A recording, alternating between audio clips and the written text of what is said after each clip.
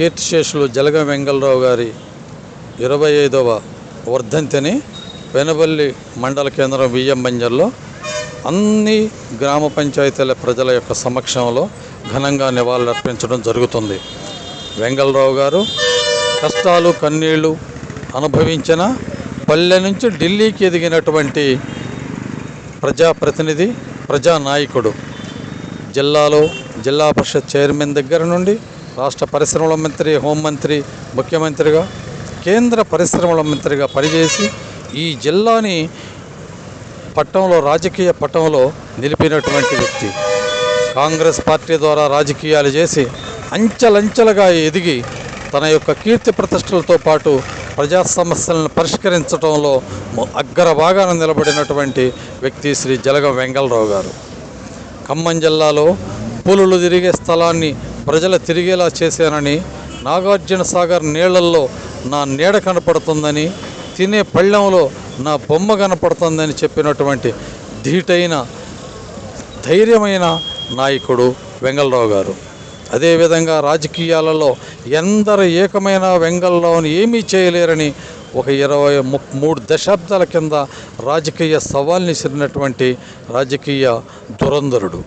ఈ విధంగా వెంగళరావు గారు ప్రజల గుండెలలో ఎంత ప్రేమ అభిమానాన్ని చూరగొన్నాడో అంత ఘాటుగా ఇతర పార్టీలకి సమాధానం చెప్పగలిగాడు.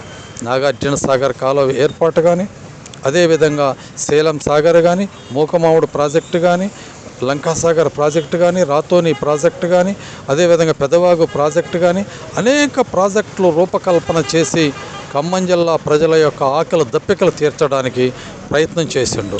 అనేక గ్రామాలకు, కుగ్రామాలకు, ట్రైబ్స్ గ్రామాలకు రోడ్డు మార్గాలు ఏర్పాటు చేసినటువంటి వ్యక్తి. ఒకే ఒక్క రోజు 136 జడ్పీ స్కూల్స్ని అప్గ్రేడ్ చేసినటువంటి జిల్లా పరిషత్ చైర్మన్గా తన మొట్టమొదటి కార్యక్రమాన్ని విద్యారంగం పైన పెట్టారు. ఖమ్మం జిల్లాలో ఖమ్మం నుంచి కొత్తగూడెం, భద్రాచలం, అదేవిధంగా వైరా, తల్లాడ, బంజర్, సత్తుపల్లి, అసరాపేటలో బస్టాండ్ నిర్మాణాలు, హాస్పిటల్స్ నిర్మాణాలు, కాలేజీలు, జూనియర్ కళాశాలలో నిర్మాణాలు, డిగ్రీ కాలేజీల నిర్మాణాలు చేసి విద్య, వైద్య రంగాలలో పేద ప్రజలకి ఎంతో మహోన్నతమైనటువంటి సహాయం చేసినటువంటి వాడు.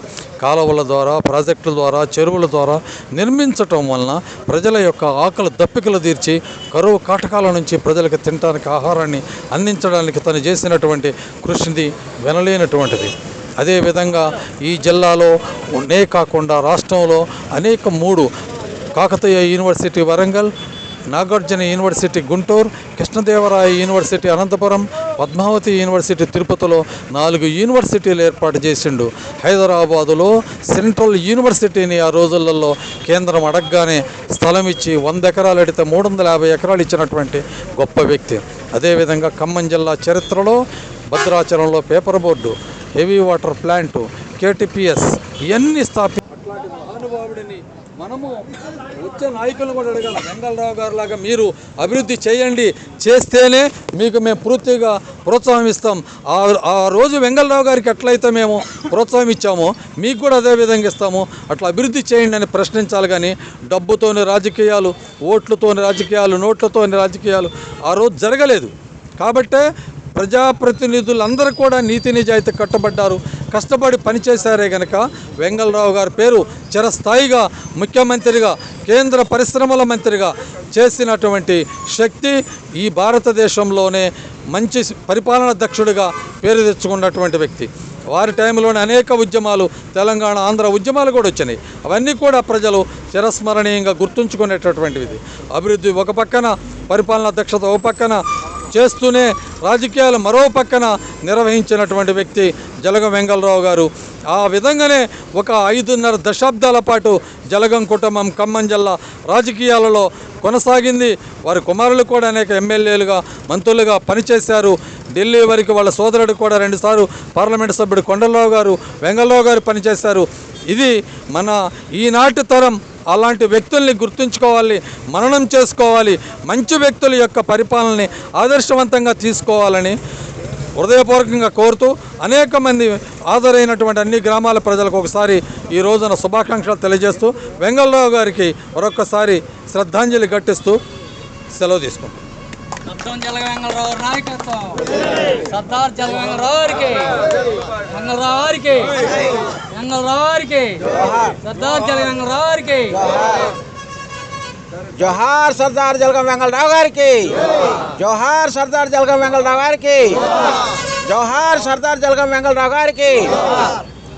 ఇప్పుడు మన చీకటి రామారావు గారు రెండు విషయాలు. అందరికీ వందనాలు. ఎందుకంటారా, అనేక రకాల పనులు పక్కన పెట్టి వచ్చి వాళ్ళ టైం వచ్చేసినందుకు అందరికీ పేరు పేరు పేరున మిత్రులందరికీ కూడా ఈ యొక్క కార్యక్రమాన్ని ఉద్దేశించి మన మండలంలో ఉన్నటువంటి ప్రతి ఒక్కళ్ళు కూడా వెంగళరావు గారు అంటే అభిమానించే ప్రతి ఒక్క వ్యక్తి కూడా వచ్చి వారికి శ్రద్ధాంజలి ఘటించారు, ఘన నివాళులు అర్పించారు, వారికి జోహార్లు అర్పించారు. వారికి వారి యొక్క జీవిత శైలిని కూడా తెలుసుకో. అమర్ రహే, అమర్ రహే, అమర్ రహే.